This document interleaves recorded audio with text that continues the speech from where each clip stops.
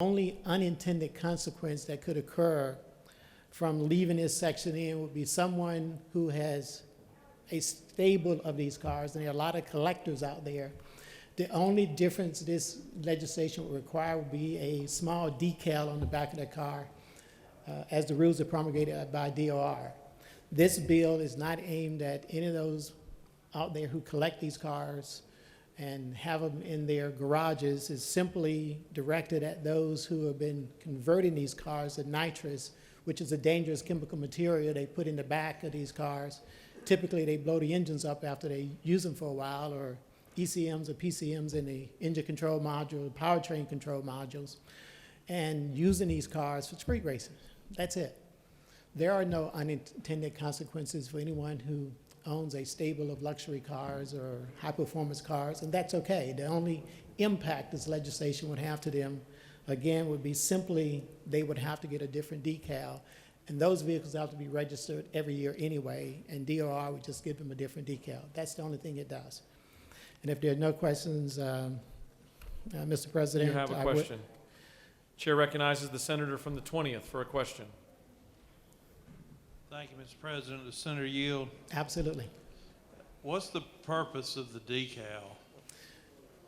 There's multiple purposes for the decal in an effort to try and identify those cars that have been converted, particularly in our neighborhoods. It would certainly be beneficial to law enforcement to know that a car had been converted. It would, in this language, in that section 3, it also says that those who convert these cars and put nitrous in there illegally and gut the emission control system would have to sign off on the registration. So again, what we're trying to do, what I'm trying to do is get as many of those cars off the road that have been converted illegally, because when you gut the engine, the emission control system on a car, that car no longer meets the emission standard anyway, and it should not be on the road. Senator, would you further yield? Absolutely. So, I'm just trying to understand this. So people would have to voluntarily report that they converted the vehicle to DOR for then DOR to send them a decal? I mean, does it matter? Anyway, that's my question. Then I have another question. Yeah, once you register the car, registration is annual anyway in the great state of Georgia, and those cars that have been identified as high performance or converted would again, once the vehicle is registered, they would just get a decal every single year. But the owner of the vehicle would have to report. I mean, how would they know it was converted unless the owner told them it was converted? Well, there's a lot of cars out there that have been converted illegally, and I would hope that those that this would act as a strong deterrent to those who's operating these cars illegally, because now they know that we want those cars registered and we want to know where they are and what cars have been converted. And that's for public safety as well. Law enforcement, Sheriff's Association, Police Association, Chiefs Association, all of them have strongly gotten behind this legislation because it does help out law enforcement. Those cars that are driving around with nitrous in the tank, rear-end collision, those cars are dangerous. Would the senator further yield? Absolutely. So if they have one of these decals, does that mean they can't be driven on public roads? No, it does not. If they have one of those decals, it makes it easier for law enforcement to apprehend them if those cars are used in this illegal activity. All right, would you yield for one more question? Absolutely. So does it have anything to do with the license plate? I mean, if they have a vanity plate, they can continue to have that? That is correct. If they have a vanity plate or if they have antique plates for their cars, because a lot of older cars are converted. I'm an enthusiast myself, and this only deals with a certain class of cars as it relates to those that have been converted illegally. Okay, thank you. You're welcome, Senator. Thank you for those questions. Mr. President, if there's no further questions. You have more questions. Do you continue to yield? I most certainly will. Chair recognizes the senator from the 26th for a question.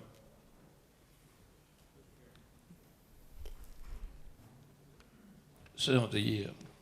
Absolutely, to my colleague from the 26th. Senator, I have a 92 GT Mustang that I put a 351 Wednesday, and I'm pushing close to 600 horses. And I drive it occasionally, and I'm in a car club. But sometimes I would go to the Twigs County drag strip. And so what happens when a lot of folks who put the gas on the cars, because they don't want to stick everything mechanically and buy the parts to internally do the motor, suppose they put gas on it, and they use the gas when they get to the drag strip, and then turn the gas off to come back home. Senator, I think you're asking me a question that I'm not familiar with, and how those cars are operated. Well, Certainly with the car that you have.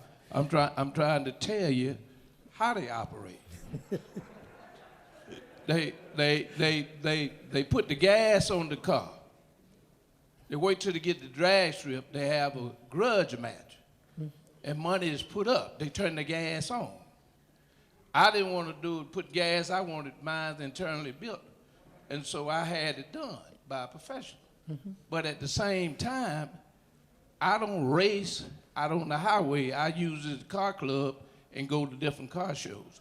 What about those who put the gas on the car, use it at the drag strip, and drive back home? They have a different bracket, what they call street cars, original street cars and stuff, and they put them in classes.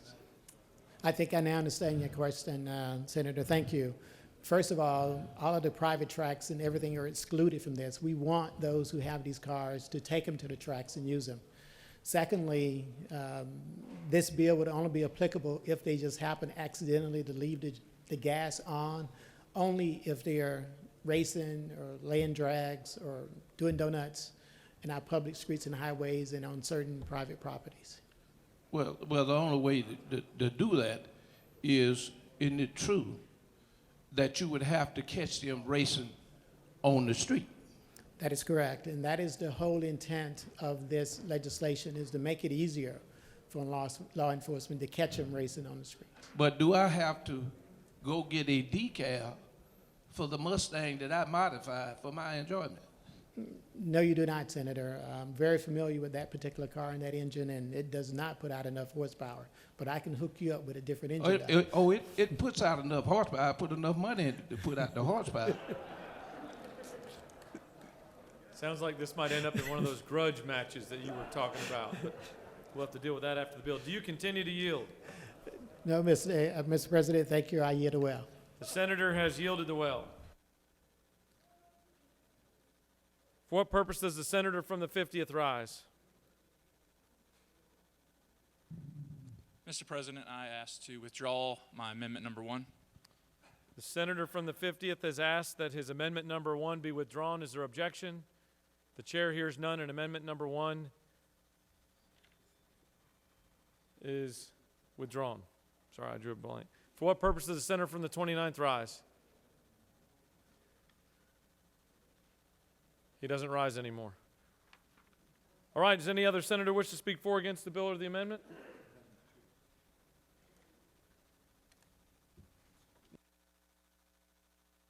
All right, we're going to take up amendment. Chair recognizes the senator from the 27th to speak to the measure. Senator, we've already closed debate. That's my error. Sorry. We'll get back on. All right, we're going to take up amendment number 2. Is there objection to the adoption of amendment number 2 by the senator from the 50th?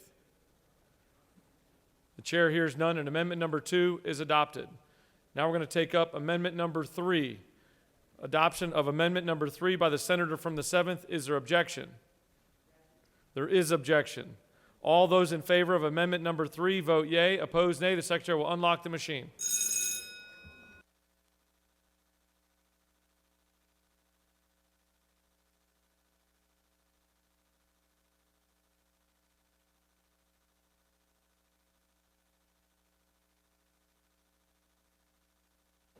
For what purpose does the senator from the 10th rise? Isn't it true that a red vote would, on this amendment, would preserve this legislation so that we can send it over to the House and work with the governor on his legislation and further perfecting this language? The gentleman speaks with great passion. For what purpose does the senator from the 27th rise? Parliamentary inquiry. State your inquiry. Mr. President, isn't it true that the "or" on line 39 would preclude anyone or would outlaw anyone augmenting a car such as a Toyota Camry or any other low horsepower vehicle and would capture them in Section 3, and therefore we should vote green on this bill, on this amendment? Each and every member is going to have to determine that on their own. Have all senators voted?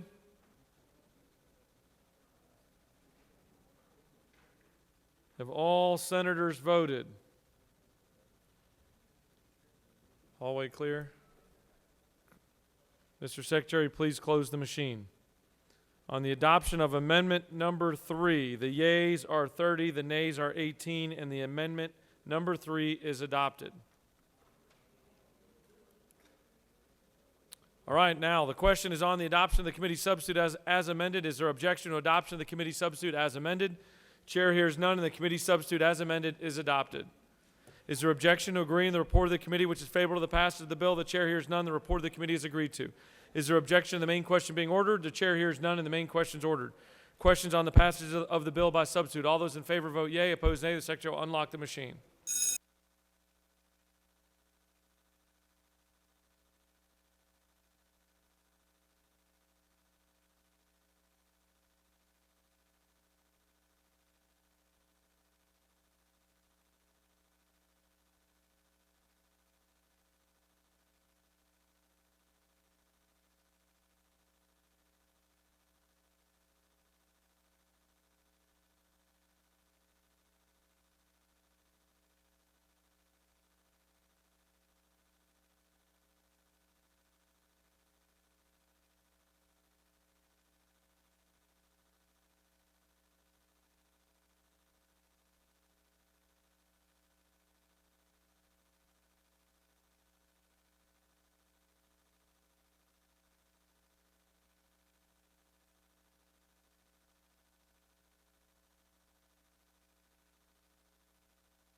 Have all senators voted?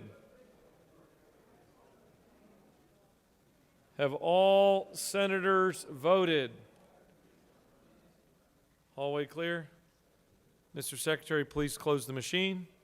On the passage of the bill, the yeas are 49, the nays are 2. This bill, having received the requisite constitutional majority, is therefore passed by substitute.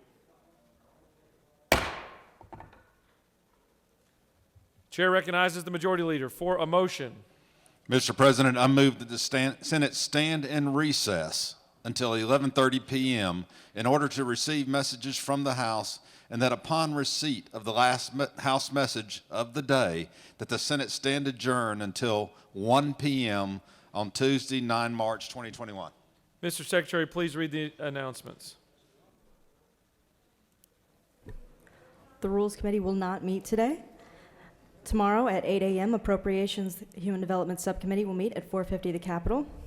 At 1 a.m., Rules will meet in 450 of the Capitol. Higher Education Committee is canceled. Insurance and Labor is canceled. Health and Human Services Committee will meet at 2:15 and 450 of the Capitol. Public Safety will meet in Mezzanine 1 and 2:15 p.m. Regulated Industries and Utilities will meet at 3:30 p.m. and 450 of the Capitol. The Appropriations Judicial Subcommittee will meet at 4:30 p.m. in Mezzanine 1, and the Transportation Committee will meet at 4:45 p.m. and 450 of the Capitol. That completes the order, Mr. President. Do any senators have an announcement? The chair recognizes the senator from the 37th for an announcement. The Higher Education Committee will not meet tomorrow. Any other senators have an announcement? Chair recognizes the senator from the 48th. This is an announcement that our office, which is in CLOB, room 319, is having a chili cook-off. We have 4 types of chili. It's open to everyone, so if anyone wants to stop by and get some chili, we are open for business. You need to get the senator from the 53rd to bring the refreshments. Chair recognizes the senator from the 53rd for an announcement.